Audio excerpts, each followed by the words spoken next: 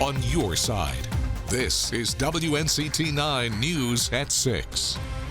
A lot of summer-like heat across eastern North Carolina today. About the only chance of cooling down on an afternoon like this is if you see thunderstorms firing up. Unfortunately, sometimes when the air is hot, it also becomes quite unstable, and we've had some pretty strong thunderstorms just west of us, now beginning to push into some of our western counties. Heaviest activity is on Sampson County right now, just in between Newton Grove and Clinton, and if that cluster of storms continues to hold together, it'll travel right over the Wayne and Duplin County line. Still some good vertical development. This is pocket of thunderstorms. It's part of a larger line of formerly severe thunderstorms that were issued just west of us about an hour or two ago. You can see the hail tendencies starting to settle a little bit, but at times these storms are still showing tendencies to produce moderate to large size hail, and a few warnings still in effect farther south and west towards Robeson County. We'll continue to monitor, but the storms will be spotty tonight.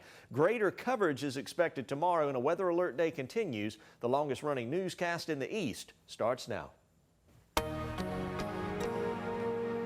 If this decision holds, it's really quite a radical decision. It's a fundamental shift in American jurisprudence. And the potential shift began last night when Politico leaked the draft decision that would overturn Roe versus Wade. Demonstrators on both sides of the issue rushed to the Supreme Court as soon as that news leaked. They even returned to the Supreme Court today to continue protesting, a sight we could see for the coming days and months. And it's a battle that began back in 1973 when Roe versus Wade was decided by a 7-2 court in favor of Norma McCorvey, Jane Roe in this case. Demonstrators on both sides, similar to last night and today, went straight to the Supreme Court when that decision was made. Hello, everyone. Thanks for joining us. I'm Ken Watlington. And I'm Angie Casada. The shockwaves are echoing throughout Washington and the nation tonight. In the leaked draft opinion, Justice Samuel Alito wrote, "It is time to heed the Constitution and return the issue of abortion to the people's elected representatives." Now today, Chief Justice Roberts issued a statement calling the February document authentic. It's unclear how Justice Roberts will decide, though it appears the other conservative justices are expected to side with Alito, or they could also change their minds.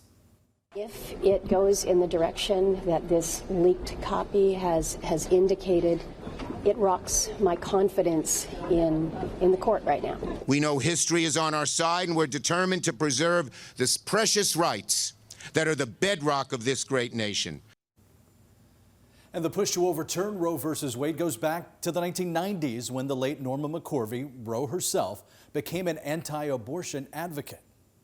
Society must provide more financial, emotional, and legal support for women rather than allow them to be exploited by the abortion industry. The final decision from the High Court is expected to come in late June or early July. And if this draft is what the court ultimately decides, what does it mean for North Carolina? It would give a lot of power to lawmakers to potentially put new restrictions in place. That likely would not happen right away. Republicans control the state legislature, but Democratic Governor Roy Cooper has vetoed bills seeking to restrict abortion access and said governors must, quote, stand firm. However, if Republicans win a supermajority in this year's election, that would make it easier for them to enact new laws.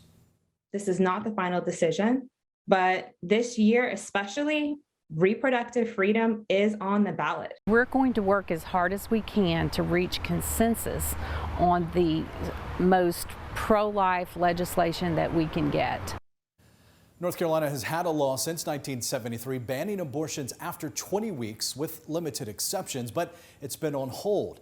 Just last year, a federal appeals court upheld a decision that struck down that law, but this Supreme Court decision could pave the way for that law to go into effect. And with the protests and conversations about this draft just starting, what does it all mean for us right here in the East? 9 on your side's Claire Millay shares how lawmakers here in Eastern North Carolina are reacting to the Supreme Court opinion. Angie, a draft is drawn up by a justice before the Supreme Court makes a final decision, and experts tell me usually this is a good implication of what a final decision will look like. In this case, abortion would no longer be federally protected. Democratic State Representative Candy Smith says this is a sad day in America, adding she believes it is wrong for lawmakers to make decisions for a woman without being in her shoes. And Republican Representative Chris Humphrey says he will continue to vote in favor of pro-life legislation. Professor of Political Science at North Carolina State University, Stephen Green, says Roe versus Wade made an abortion a constitutional right, but it's important to note overturning it does not mean abortion would become illegal. So this means that each state is now going to go out, presumably, and make its own law on abortion, which means that abortion is going to be very legal and remain very legal in California and Oregon and Washington and New York and and it also means that it is very likely that abortion will be, if not entirely eliminated, almost completely in states like Alabama and Mississippi. Green says this leak will have a huge effect on the upcoming primary elections. You can find more from the representatives as well as a statement from Congressman Greg Murphy at WNCT.com. In studio, Claire Mole, 9 on your side.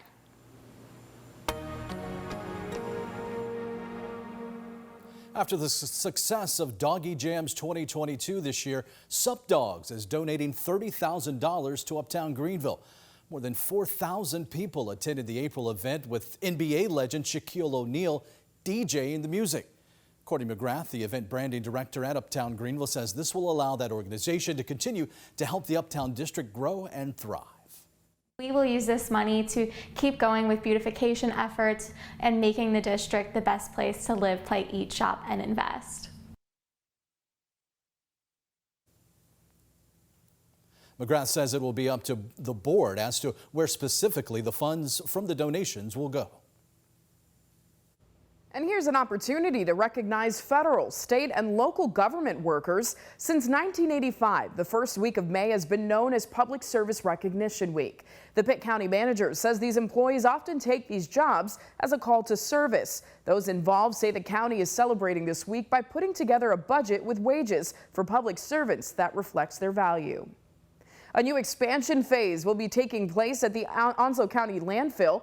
Now, this comes after a recent meeting and vote by the commissioners. 9 on your side's Claire Curry joins us live from the landfill and explains the importance of the expansion and what's being done to save space.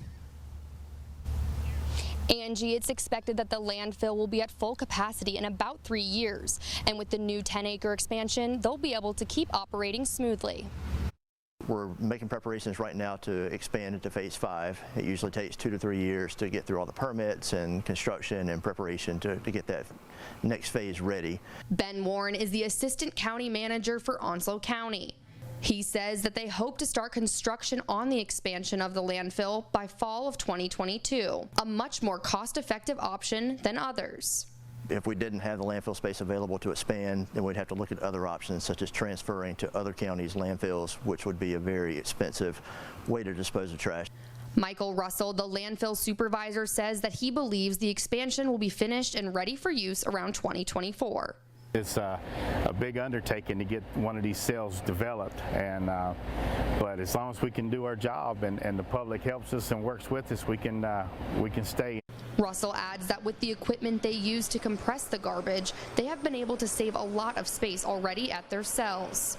We're working hard to keep the airspace, to keep the compaction down, and to be able to utilize that land as long as we can. And Onslow residents can help to save space at the landfills as well, just by sorting their trash. If we're putting our recycled products into the landfill, then that's just taking up extra space. Keep the foreign stuff out. Anything that can be recycled, anything like that, that helps us.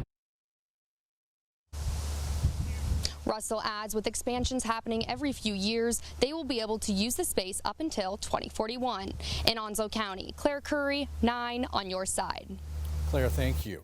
A program aiming to steer youth and families away from the ongoing opioid crisis is coming back this year. Empowering Youth and Families is a 10-week program hosted by the NC Cooperative Extension in Carteret County. Now on your side, Cheyenne Pagan joining us now from our Jacksonville studio with more on the impact of this program. Ken, in the year 2020, Carteret County had 34 people die from overdoses, With this program, NC Cooperative Extension and its partners are aiming to give families the tools they need to become resilient. Carteret County Sheriff Asa Buck says the opioid crisis has changed over the years. He says there's a resurgence of heroin on the streets from 2015 until now. That's why he says prevention programs like empowering youth and families are a good thing for the community. It helps the children to be able to stand up for themselves and learn some self-esteem, to be able to say no to kids that are trying to get them to do things that they really don't need to be doing, that they know are wrong. Each session starts off with a family meal. Then the kids and adults separate to have their own group sessions. Then they come back together as a big family group. At the end of the 10-week program, they have a community event to speak with others about the things they've learned. To learn more about this program, head to our website at WNCT.com for all the details. In our Jacksonville studio, Cheyenne Pagan 9 on your side. A day filled with high levels of heat across eastern North Carolina. It's made us unstable, and now the thunderstorms are developing. We'll talk about the potential coming up next.